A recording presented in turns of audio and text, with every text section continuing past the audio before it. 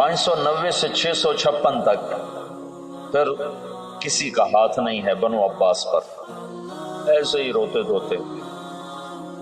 تو چنگیز خان اٹھا ہے تو 610 میں، اور اس نے تباہی کا ایک ایسا ریلا اس کے ساتھ تھا، ہر چیز کو خس و خاشاک کی طرف بہا کر لے کے۔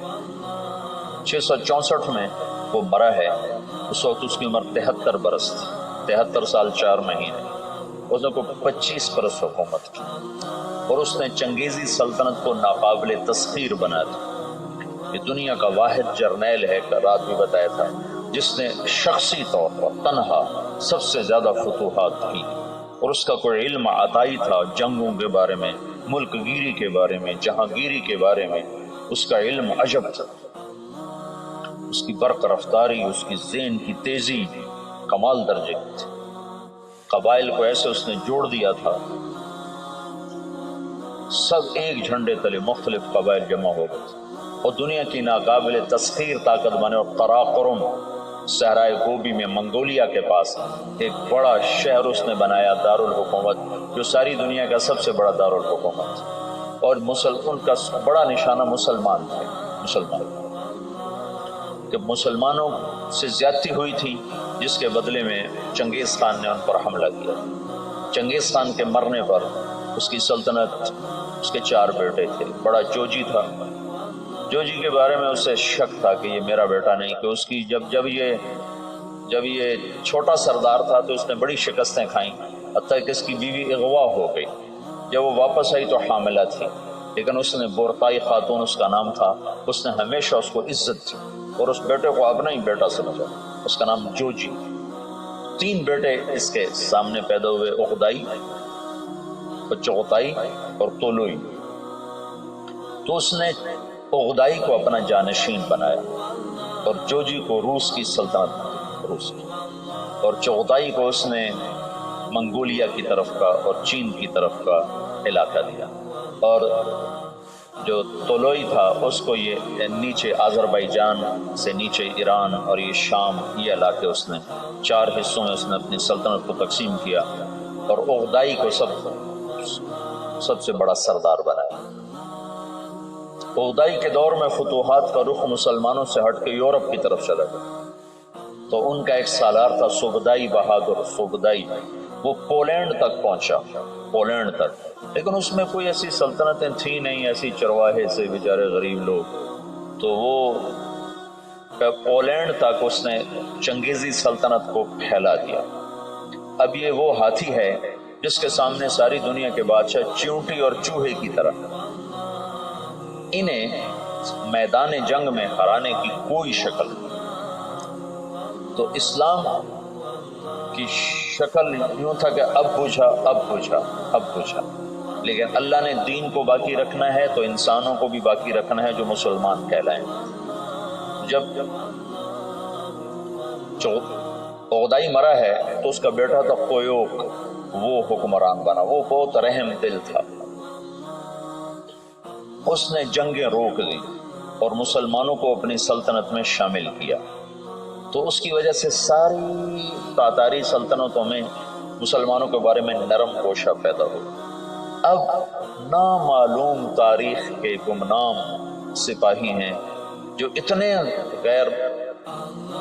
غیر معلوم ہیں، اتنے نامعلوم ہیں کہ کسی تاریخ میں ان کا نام تک درج نہیں، ان کی جگہ درج نہیں، جنہوں نے تاتاریوں کو دعوت دینا شروع کی۔ خونخوار قوم ہے، اور تاتاری غریب مسلمانوں کی دعوت سے اسلام قبول کرنا شروع ہو گیا۔ یہ تاریخ کا حیرت ناک واقعہ ہے۔ غیر مسلم مورخین بھی اور مسلم مورخین بھی جب یہاں پہنچتے ہیں تو وہ حیران ہوتے ہیں کہ کیسے ایک فاتح قوم نے مفتوح قوم کا مذہب کیسے قبول کر لیا۔ ہندوستان میں کوئی عیسائی نہیں تھا، آج کروڑوں ہیں، کہاں سے آئے؟ انگریزوں نے دعوت۔ اندلس سے سارے مسلمان مٹ گئے، سب عیسائی ہو گئے، کیسے؟ طاقت عیسائیوں کے ہاتھ میں۔ تو یہ ایک عجب واقعہ ہو رہا ہے کہ طاقت جن کے ہاتھ میں ہے وہ اسلام کے سب سے بڑے دشمن ہیں، اور اسلام اور مسلمان ان کے لیے سب سے مبغوض چیز ہے، اور پھر وہ انہی کا کلمہ پڑھتے جا رہے ہیں۔ یہ 7ویں صدی میں ہو چکا ہے۔ آج کا چنگیز کسی اور شکل میں ہے، کسی اور نام کے ساتھ ہے، آج کا ہلاکو کسی اور شکل میں ہے، کسی اور نام کے ساتھ ہے، لیکن آج بھی وہی ہوگا جو 7ویں صدی میں ہو چکا ہے۔ ہم ان کو سیاسی میدان میں، جنگی میدان میں شکست نہیں دے سکتے۔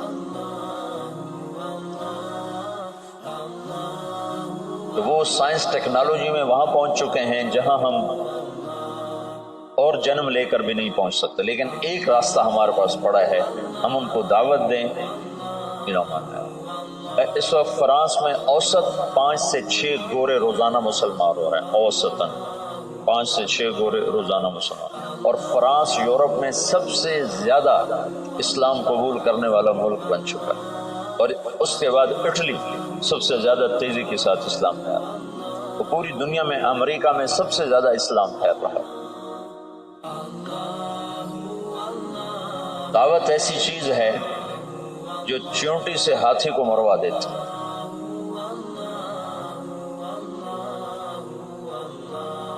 اس کی نرمی سے کچھ دل نرم ہوئے اور اسلام داخل ہونا شروع ہوا۔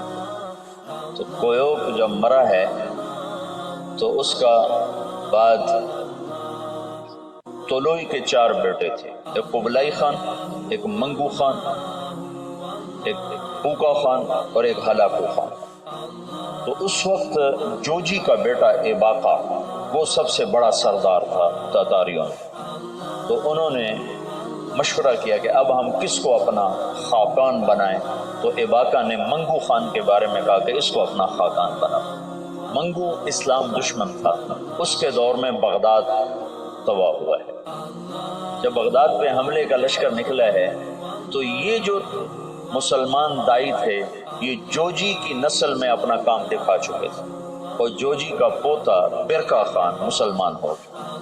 ان کی دعوت پر ایک وزیر مسلمان ہوا، وزیر کو جب موقع ملتا برکا خان کو اسلام کے فضائل سناتا، اس کو باتیں بڑی اچھی لگتی، پھر وہ پوچھتا تمہیں یہ باتیں کون بتاتا ہے، تو پھر وہ بڑے مناسب طریقے سے کہتا کہ یہ مسلمانوں کا دین ہے، یہ مسلمان بتاتے ہیں۔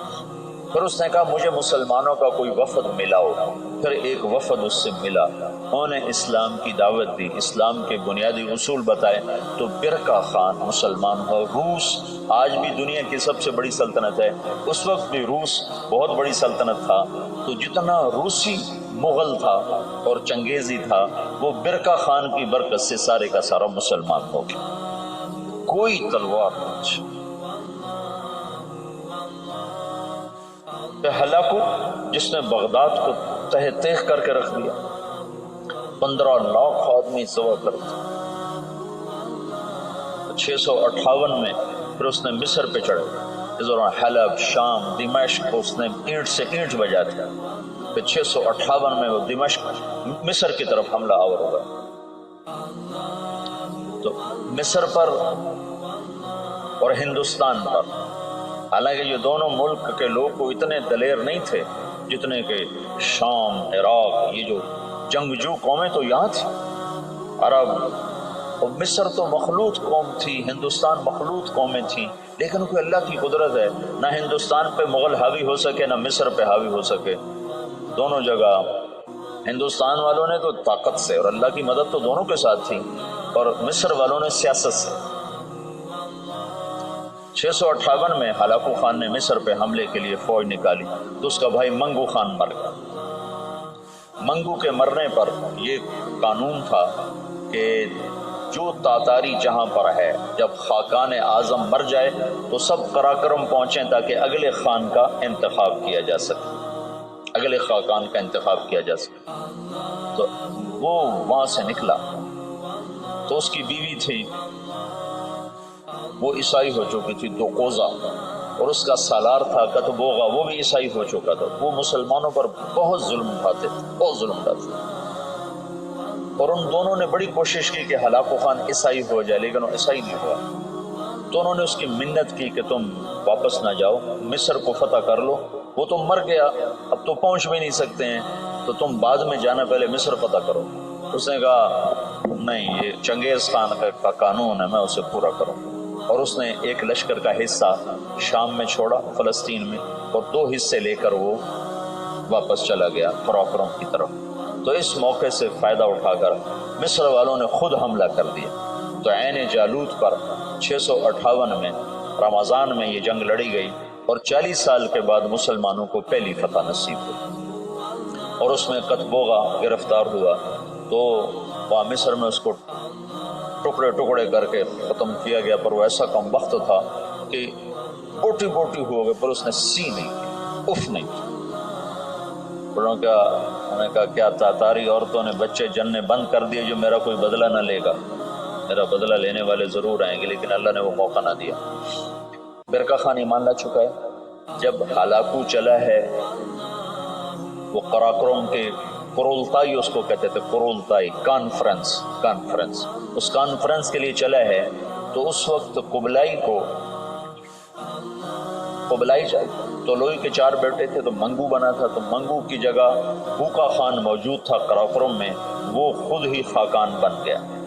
تو قبلائی کو پتہ چلا، تو وہ پھر فوج لے کر آیا، اور اس نے اپنے بھائی کے ساتھ پہلی دفعہ تاتاری آپس میں لڑنا شروع ہوئے، اور ان کی ہیبت میں کمی آئی، اور قبلائی خان نے بوکا کو شکست دی اور قراقرم پہ قبضہ کیا۔ پھر ان بھائیوں میں آپس میں بہت لڑائیاں ہوتی رہیں تخت کے لیے۔ آخر میں قبلائی خان غالب آیا، اور اس نے اپنے بھائی کو قید کر لیا، پھر قید میں وہ مر گیا بوکا، اور اس نے قراقرم کی بجائے چین کو اپنا دارالحکومت بنایا، چین فتح کیا اور چین کو اپنا دارالسلطنت بنایا۔ جب ان جنگوں سے فارغ ہوئے تو ہلاکو خان نے حملہ کیا مصر پر، تو برقع خان کو خط لکھا رکن الدین بیبرس نے کہ تم ہماری مدد کرو، تم بھی مسلمان ہو، ہم بھی مسلمان۔ تو پھر برقع خان نے ہلاکو کو خط لکھا کہ تم مسلمانوں پہ حملہ نہ کرو ورنہ میں تم پہ حملہ کروں۔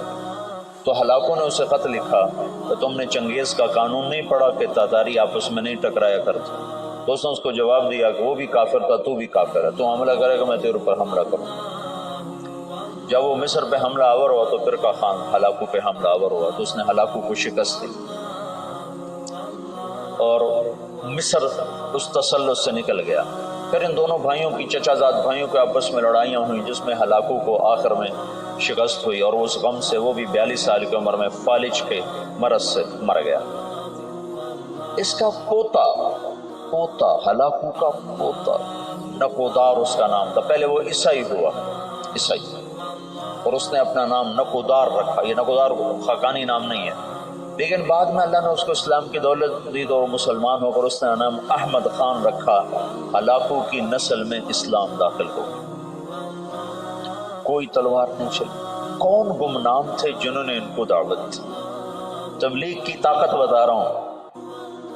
یہ جو جوشیلے لوگ ہیں نا تحریکوں، ایک تبلیغ سے کیا ہوگا، صرف تبلیغ سے کیا ہوگا، نری تبلیغ سے کیا ہوگا، نرے بستر اٹھانے سے کیا ہوگا، یہ بتا رہا ہوں کہ نری تبلیغ سے کیا ہوا۔